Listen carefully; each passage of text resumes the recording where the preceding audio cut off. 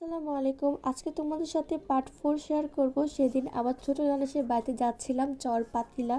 তো সকাল থেকে রেডি হয়ে চলে যাচ্ছি। তা আজকে আবার আমার দেবর, আমি, আমার ছোট ননসের মেয়ে চলে যাবে, তাকে দিয়ে আসবো। আর বড় ননসের ছেলেও যাচ্ছে। তো আমরা সবাই মিলে যাচ্ছিলাম।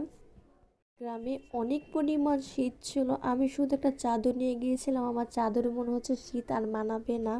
তারপরে আমরা আবার রাস্তার মাঝে ছোট সে বাড়িতে যা নিব তা আবার কিনে নিয়ে নিলাম, কিনে আবার রিক্সা উঠে রওনা দিলাম খেওয়া ঘাটে। তো আমরা চলে আসলাম কচ্ছপিয়া ঘাটের মধ্যে। তো আসার পর দেখলাম আর 5 মিনিট পর খেয়া ছেড়ে দিবে। তো ওঠার সাথে সাথে আমাদের খেওয়াটা ছেড়ে দিল। সানা ছোট ফুপি বাড়িতে যাওয়ার সময় সবসময় এই নদীটা পার হতে হয়। দুই পাশে জঙ্গল থাকে, মাঝখানে নদী থাকে। ঘাটে আসার পর আমরা নেমে গেলাম। আর আমার ছোট ননাসের বাড়ি একবার শেষ সীমানা, অনেক হাঁটতে হয়। এর জন্য আমি সহজে আমার ছোট ননাসের বাড়িতে যেতে চাই না। সানাকে তার চাচু কোলে নিয়ে হাঁটছিল আর আমি পিছনে ছিলাম। তারপর আপুর বাড়িতে আসার পর কিছুক্ষণ খাওয়া দাওয়া করে রেস্ট নিয়ে আমরা আবার বের হয়ে যাচ্ছি একটু চারপাশে ঘোরার জন্য। আর আমার ছোট ননাসের বাড়িতে কিন্তু খেজুরের গাছ আছে। এখানে আমার ছোট ননাসের মেয়ে খেজুরের রস নিচ্ছিল, এখানে কলসিতে রস ছিল। সে আবার গাছে উঠতে পারে, সে আমাকে খাওয়ার জন্য গাছে উঠে রস নিচ্ছিল।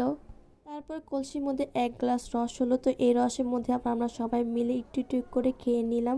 রসটা খেতে অনেক মজা ছিল, খুব মিষ্টি ছিল। এটা হচ্ছে পরের দিন সকালবেলা। এত কুয়াশা ছিল, চোখে কিছুই দেখা যাচ্ছিল না। তো ননাস আমাদের জন্য চা বানালো, তার সাথে আমরা খাঁটি মিঠাই গুড় দিয়ে আমরা পিঠা খাচ্ছিলাম। আর কুয়াশার জন্য চারপাশে কোনো কিছুই দেখা যাচ্ছিল না। দুপুর 2টা 3টা বেজে যাচ্ছিল, তারপরও কুয়াশার জন্য আমরা কিছুই দেখছিলাম না। আর শীতে কিন্তু এই খেজুরের রসটাই কিন্তু অনেক জনপ্রিয়। সবাই কিন্তু গ্রামে আসলে এই খেজুরের রসটাই কিন্তু খায়।